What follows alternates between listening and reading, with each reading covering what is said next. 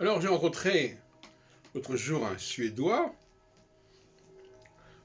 Hans-Georg Lundhall, de Malmö, que j'ai interviewé. Il y a une partie qui est passée d'ailleurs sur Internet, le reste va passer plus tard. Et il y a aussi la question de ce qu'on appelle le dessin intelligent, dessin D-E-S-E-I-N, Intelligent Design, qui remet en question les travaux de Darwin sur l'évolution. Moi, je m'inscris un peu dans cette direction, puisque j'ai toujours dit qu'il y avait une deuxième création, et une première création, et une troisième création. La première création, c'est celle qui explique la vie dans l'univers, la question des cellules, etc. Bon, c'est déjà sur ce point-là que Darwin est remis en question. Mais moi, ce qui m'intéresse, c'est la deuxième création, celle qui correspond, à mon avis, plus à l'idée du dessin intelligent, mais enfin ça se discute, à savoir qu'il y aurait, dans l'histoire de notre humanité, de notre système solaire, de notre Terre, une intervention extérieure, mais qui ne vaudrait que pour ce monde particulier et très limité, qui est notre Terre, qui est notre humanité, et au sein de notre humanité d'ailleurs, encore plus étroit, la question du peuple juif. Puis il y a une troisième création qui est celle de l'homme, c'est ce que l'homme crée lui-même, ce que l'homme fabrique. Et l'on sait que pour la deuxième création, ce que l'homme fabrique est quelque chose qui est à rejeter, en tout cas à contrôler. On retrouve ça dans Osée, chapitre 8. Les idoles, par exemple, sont rejetées, non pas parce qu'elles ne s'adressent pas au Dieu approprié, mais parce qu'elles utilisent des fabrications liées à l'homme, fabriquées par l'homme. Alors, je voudrais vous parler aujourd'hui de la question justement des Écritures. L'écriture, c'est une fabrication de l'homme. Quand je parle, je suis dans la deuxième création. Quand j'écris, je suis dans la troisième création. Et on voit bien que l'écriture pose beaucoup de problèmes.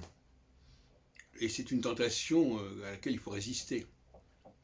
Par exemple, un texte écrit, on ne sait pas qui l'a tenu, à qui il s'était adressé. N'importe qui peut se l'approprier, ce que les gens ne manquent pas de faire d'ailleurs. On prend la Bible, les Écritures, et on dit voilà, ce texte-là, ça nous concerne nous. Qui c'est nous, telle population, telle communauté, etc. Donc c'est tout à fait abusif comme comportement, comme attitude, évidemment.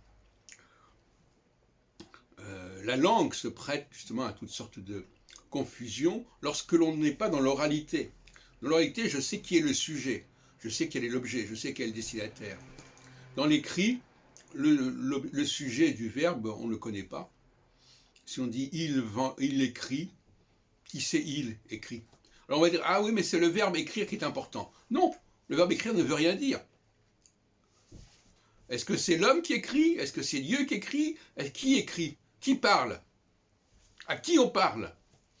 Donc on voudrait, par le biais de l'écrit, et notamment par le fait que dans beaucoup de cas, on ne précise pas, et ce n'est pas indiqué, parce que l'écrit souvent ne fait que reprendre l'oral, mais ne rend pas compte de l'oral, puisque par définition, l'oral, ce sont des réalités. Un tel parle à quelqu'un d'autre. Maintenant, si j'écris un tel parle à quelqu'un d'autre, bon, c'est fictif, on est dans la fiction. Puisque je ne sais pas, je dis que c'est un tel, j'en sais rien, on n'en a pas la preuve. À qui il parle, on n'en a pas la preuve.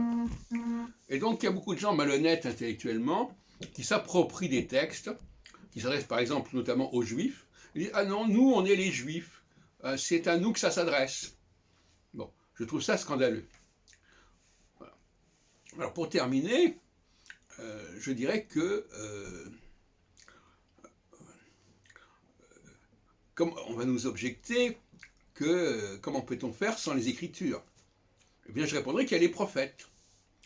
Le prophète, c'est celui qui est là, qui parle, qui s'exprime et qui dit des choses au nom de Dieu. au nom d'un certain Dieu, en tout cas. Voilà. Et on peut pas, donc le temps des prophètes ne peut pas être terminé. Parce qu'on ne peut pas remplacer le temps des prophètes dans le temps de la parole, du verbe, par les écrits. Donc notre société a besoin de prophètes.